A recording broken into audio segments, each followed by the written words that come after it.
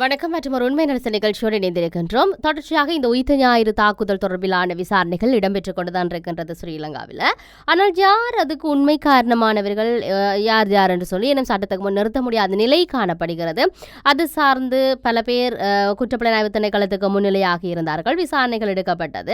இவ்வாறு பல நகர்வுகள் நகர்ந்து கொண்டு செல்லுகின்றது. இப்படி இருக்க ஏப்ரல் மாதம் 2019-21 அன்று நடந்த அந்த பேரழிவு தரும் உயிர்த்த ஞாயிறு தாக்குதல்கள் நடந்து பல ஆண்டுகளாகி இன்னும் நீதி கிடைக்கவில்லை. கொழும்புல உள்ள தேவாலயங்கள் மற்றும் உயர் ரக விடுதிகளை குறிவைத்து நடத்தப்பட்ட அந்த ஒருங்கிணைந்த குண்டுவெடிப்புகள் வெறும் பயங்கரவாத செயல்கள் மட்டுமல்ல, அவை இலங்கையின் அரசியலை மறுவடிவமைத்த ஒரு அதிர்ச்சிகர சம்பவமாகும். ஆனால் காலம் செல்ல செல்ல அதிகாரப்பூர்வ விவரிப்பு மேலும் வெளிப்படுகிறது. பல விசாரணைகள், ஆணைக்குழு அறிக்கைகள் இருந்த போதிலும் அரசியல் சூழ்ச்சிகள், அதிகாரப்பூர்வ திறமையின்மை மற்றும் வேண்டுமென்றே மேற்கொள்ளப்பட்ட தடைகள் ஆகியவற்றின் அடுக்குகளுக்குள் உண்மை புதைந்து கிடக்கின்றது என பாதிக்கப்பட்ட தரப்பு குற்றம் சுமத்துகின்றது. இது ஒரு இலங்கைக்கான சோக நிகழ்வு மட்டுமல்ல, இது ஒரு சர்வதேச பிரச்சனை, பல நாடுகளைச் சேர்ந்த மக்களை பாதித்துள்ள பிரச்சனை. சர்வதேச விசாரணைக்கான கோரிக்கைகள் தற்போது வரை இருந்ததில்லை. உயிர்த்த ஞாயிறு படுகொலை ஆரம்பத்தில் இஸ்லாமிய தீவிரவாதத்தின் ஒரு வழக்காக வடிவமைக்கப்பட்டது. உலகளாவிய ஜிகாதி சித்தாந்தத்தால் ஈர்க்கப்பட்டதாக கூறப்படும் தீவிரவாத தனிநபர்களின் குழு தற்கொலை இந்த குண்டுவெடிப்புகளை நடத்தியது. ஆனால் புலனாய்வாளர்கள் ஆழமாக இதனை விசாரித்த போது மாறுபட்ட கருத்துக்கள் வெளியாகியிருந்தது. இலங்கை அரசாங்கம் ஆணைக்குழுக்களை அமைத்தது. ஆனால் அவற்றின் கண்டுபிடிப்புகள் முடிவில்லாதவை, அடக்கப்பட்டவை அல்லது முற்றிலும் புறக்கணிக்கப்பட்டவை என்றே கூற வேண்டும். ஜனாதிபதி விசாரணை ஆணையகத்தின் இறுதி அறிக்கை தெளிவை விளக்குவதாக கருதப்பட்டது. ஆனால் அது உயர்மட்ட மரண தண்டனையை வழங்காமல் அனைத்து திசைகளிலும் விரல்களை நீட்டி குற்றம் சுமத்துவதை தவிர வேறு எதையும் செய்யவில்லை. இதற்கு பதிலாக விசாரணை செயல்முறையே ஒரு அரசியல் விளையாட்டாக மாறியது. நீதி ஒருபோது முன்னுரிமையாக இல்லாத ஒன்று. இதில் முக்கிய விடயம் என்னவென்றால், தாக்குதல் இடம்பெற்ற காலப்பகுதியில் ஆட்சியில் இருந்தவர்களாக அப்போதைய ஜனாதிபதி மைத்ரிபால சிறிசேன, முன்னாள் ஜனாதிபதி ரணில் விக்ரமசிங்க, முக்கிய உளவுத்துறை அதிகாரிகள், பாதுகாப்பு எந்திரத்தின் முக்கிய நபர்களாக கருதப்பட்டனர். பெரும்பாலும் அவர்கள் தற்போது பொறுப்புக்கூறலிலிருந்து தப்பித்திருக்கிறார்கள். உடனடி தாக்குதல் குறித்து பல முறை உளவுத்துறை எச்சரிக்கைகளை புறக்கணித்ததாக மைத்ரிபால சிறிசேன மீது குற்றச்சாட்டு சொல்லப்படுகிறது. அலட்சியமாக குற்றவாளி என கண்டறியப்பட்டார். ஆனால் அவர் அபராதத்தை மட்டுமே எதிர்கொண்டார். தாக்குதலுக்கு பின்னால் இருந்த அந்த சூத்திரதாரிகள் யார் என்பது இன்னும் தெரியவில்லை. அது உண்மையில் ஒரு பயங்கரவாத தாக்குதலா என்பது தொடர்பில் மிகப்பெரிய கேள்வி எஞ்சியிருக்குது.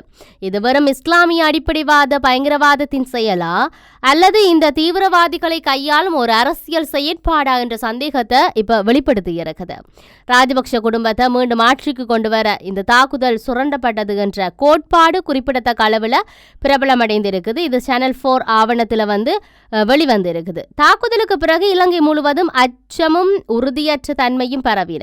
முன்னாள் பாதுகாப்பு செயலாளரான கோட்டாபய ராஜபக்ஷ பயங்கரவாதத்தை ஒழித்து சட்டம் ஒழுங்கை மீட்டதாக உறுதியளித்தது. கடுமையான பாதுகாப்பு தளத்தில் பிரச்சாரம் செய்தார்கள்.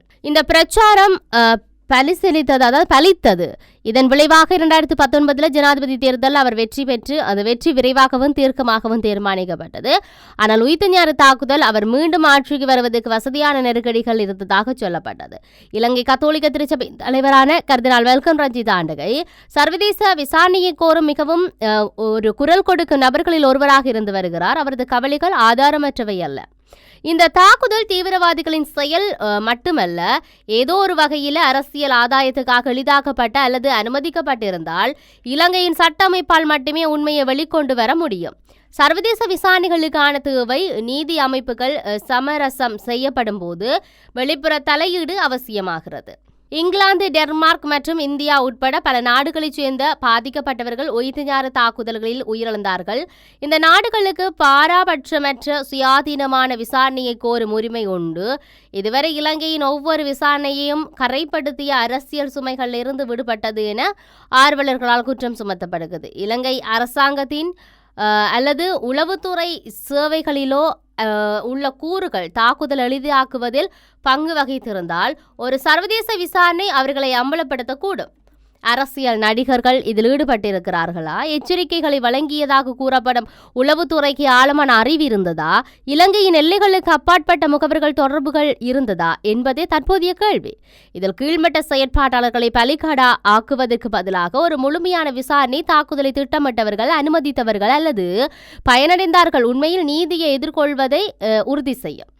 இலங்கையின் அப்போதைய அரசு புலனாய்வு சேவையின் SIS இயக்குனர் மேஜர் ஜெனரல் சுரேஷ் ஜலோ விசாரணைகளை தடுப்பதில் ஒரு பங்கை கொண்டிருந்தார் என்று சில தகவல்கள் வந்திருக்குது. ராஜபக்ஷ குடும்பத்தின் நன்கு அறியப்பட்ட விசுவாசியான சலே முக்கிய தகவல்கள், அதாவது பொதுமக்களுக்காகவோ அல்லது நீதிமன்றத்துக்கோ ஒருபோதும் சென்றடையாமல் பார்த்து கொண்டதாக குற்றம் சாட்டப்பட்டது.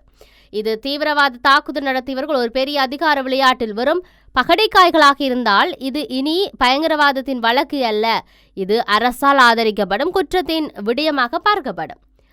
தேசிய மக்கள் சக்தியோட வாய்ப்பு எப்படி இருக்குன்னு பார்க்கணும். இடதுசாரி சார்புடைய தேசிய மக்கள் சக்தி NPP தலைமையிலான இலங்கையின் தற்போதைய அரசாங்கத்துக்கு ஒரு பொன்னான வாய்ப்பு கிடைத்திருக்குது.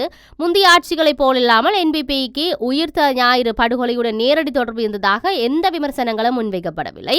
தனது நிர்வாகம் நீதிக்கு உறுதியளித்துள்ளது என்பதை ஜனாதிபதி நிரூபிக்க விரும்பினால் சர்வதேச விசாரணையை அனுமதிப்பது ஒரு தர்க்க ரீதியான படியாகும்.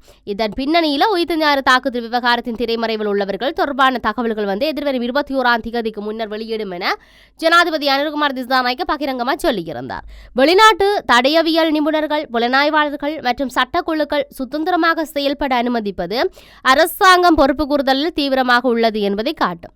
பல பாதுகாப்பு அதிகாரிகள் மற்றும் உளவுத்துறை ஊழியர்கள் அலட்சியம் அல்லது உடந்தையாக இருந்ததாக குற்றம் சாட்டப்பட்டுள்ளனர். ஒரு சர்வதேச விசாரணை உண்மையான சூத்திரதாரிகளை மையமாக கொண்ட நியாயமற்ற முறையில் குற்றம் சாட்டப்பட்டவர்களை விடுவிக்கக்கூடும்.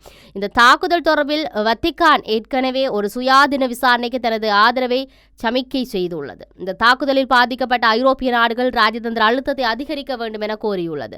பெரும்பாலும் ஐநா மனித உரிமை இலங்கையை பற்றியது மட்டுமல்ல, இது உலகளாவிய ஒரு நீதியான ஒரு முன்னுதாரணத்தை அமைப்பது பற்றியது என்பதை உணர வேண்டும் என்று பாதிக்கப்பட்ட தரப்பினர் கோரிக்கை விடுகிறார்கள். இனி தாமதங்கள் இல்லை, பொய்கள் இல்லை. பாதிக்கப்பட்டவரின் குடும்பங்கள் போதுமான அளவு காத்து இருந்துவிட்டார்கள். உண்மையான நீதி இல்லாமல் கடந்து செல்லும் ஒவ்வொரு நாளும் இலங்கை தலைவர்களை உலகம் மறந்துவிடும் என்று நம்ப முடியாது.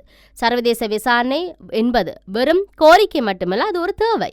இலங்கை முன்னேற வேண்டுமானால், அதன் மக்கள் மீண்டும் தங்கள் அரசாங்கத்தை நம்ப வேண்டுமானால், மேலும் இதுபோன்ற துயரங்கள் மீண்டும் ஒருபோதும் அரசியல் ரீதியான சுரண்டப்படாமலும் இருப்பதை உலகம் உறுதி செய்ய வேண்டுமானால் உண்மைகள் எப்பொழுதுமே அம்பலப்படுத்தப்பட வேண்டும் என்பதைத்தான் சொல்லக்கூடியதாக இருக்கிறது.